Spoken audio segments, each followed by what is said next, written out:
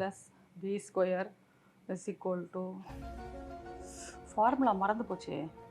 2 + 3 is equal to 5. என்னடா அது formula தப்பா? வைஷாலி, இது பழைய ஃபார்முலா. ஷோ, எந்த காலத்துலையோ படித்த ஃபார்முலாவை இப்போ உட்காந்து பண்ணிட்டு இருக்கேன். ட்ரெண்டை மாற்றுமா, ஃபார்முலா மாறி போச்சுமா.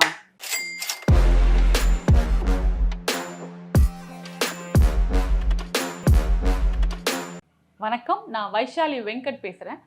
இந்த வாரம் நம்ம என்ன தலைப்பு பார்க்க போகிறோம் அப்படின்னா, ஒரு சின்ன ஃபார்முலாங்க. இந்த ஃபார்முலா வந்து உங்கள் தலைவிதியே மாற்றக்கூடிய ஃபார்முலா.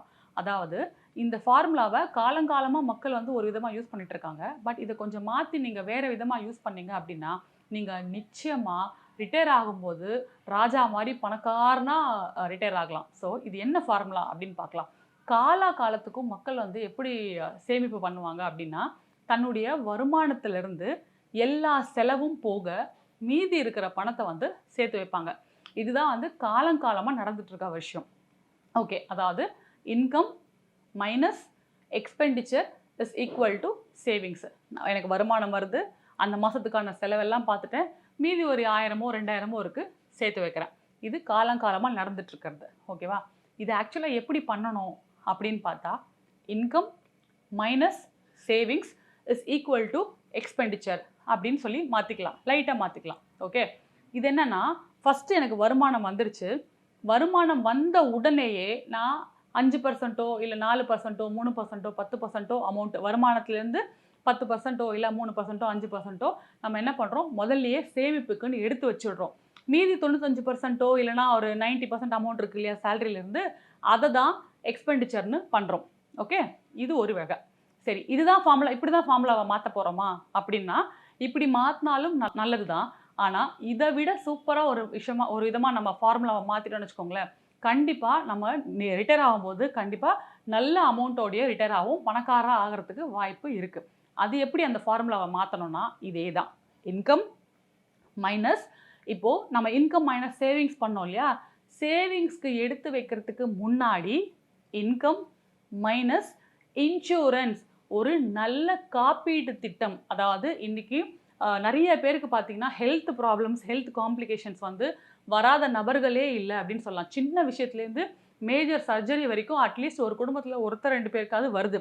வராமல் இருக்கணும்னு தான் என்னுடைய வேண்டுதலும். ஆனால் வந்துட்டால் என்ன பண்ணுறது, நம்மளுடைய கஷ்டப்பட்டு சேர்த்து வச்ச சேவிங்ஸ் எல்லாம் போயிடும் இல்லையா. ஸோ அப்படி கஷ்டப்பட்டு நம்ம சேர்த்து வச்ச சேவிங்ஸ் வந்து ஹெல்த்தில் கொண்டு போய் ஹெல்த் ப்ராப்ளம்ஸ் வந்து அந்த ட்ரீட்மெண்ட்டுக்கு செலவு பண்ணக்கூடாது அப்படிங்கிறதுக்காக தான் ஒரு நல்ல இன்சூரன்ஸ் திட்டம் வந்து அவசியமாக வச்சுக்கணும். Okay, so income minus first எடுத்தோடனே ஒரு இன்சூரன்ஸ்க்கு பணம் போட்டுட்டீங்க. அந்த இன்கம் மைனஸ் இன்சூரன்ஸ், அதுக்கப்புறம் மைனஸ் சேவிங்ஸ், அதுக்கப்புறம் தான் மீதி இருக்கிற அமௌண்ட்டை தான் எக்ஸ்பெண்டிச்சர்னு வச்சுக்கணும். உதாரணத்துக்கு இன்கம் ஒரு 10,000 ரூபா அப்படின்னா, ஒரு மாதத்துக்கு நான் உதாரணத்துக்கு தான் சொல்கிறேன், ஒரு 10,000 ரூபா இன்கம் அப்படின்னா அதுலேருந்து குறைஞ்சபட்சம் மைனஸ் ஒரு 2,000 ரூபாயாவது இன்சூரன்ஸ்க்குன்னு எடுத்து வச்சிடணும். ஓகே, அதே மாதிரி மைனஸ் 2,000 ரூபா வந்து சேவிங்ஸ்க்குன்னு எடுத்து வச்சிடணும். ஸோ அப்போ என்னாச்சு, 4,000 போச்சு. 10,000ல் மீதி 4,000 போச்சு அப்படின்னா, மீதி இருக்கிற 6,000 ரூபா இருக்குது பார்த்தீங்களா, இந்த 6,000 ரூபாய் மட்டும்தான் உங்கள் வருமானம்னு நினச்சிக்கிட்டு அதுக்கப்புறம் உங்கள் வாழ்க்கையை நீங்கள் வாழ ஆரம்பிக்கணும். அந்த 6,000 ரூபாய்க்கு தகுந்த மாதிரி உங்கள் லைஃப் ஸ்டைலை மாற்றிக்க ஆரம்பிக்கணும். நிறைய பேர் என்ன பண்ணுவாங்கன்னா, 10,000 ரூபா நம்ம சம்பாதிக்கிறோமேன்ட்டு அந்த 10,000 ரூபாய்க்காக லைஃப் ஸ்டைலை மாற்றிக்கிட்டு இந்த சேவிங்ஸும் அவங்கள்ட்ட இருக்காது, அந்த இன்சூரன்ஸும் அவங்கள்ட்ட போடுறதுக்கு காசு இல்லாமல் பண்ணிடுவாங்க.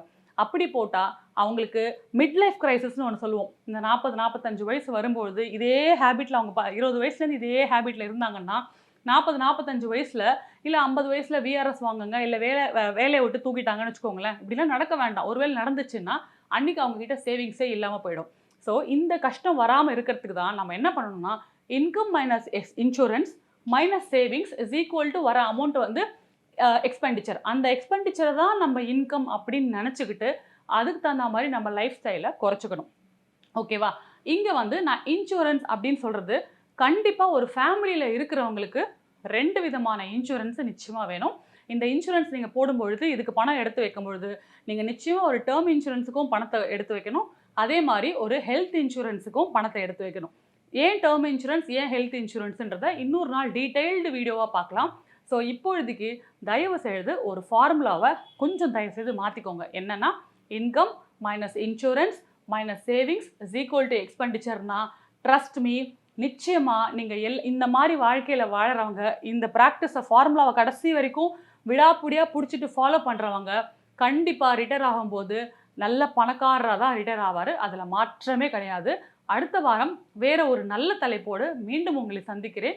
நன்றி, வணக்கம்.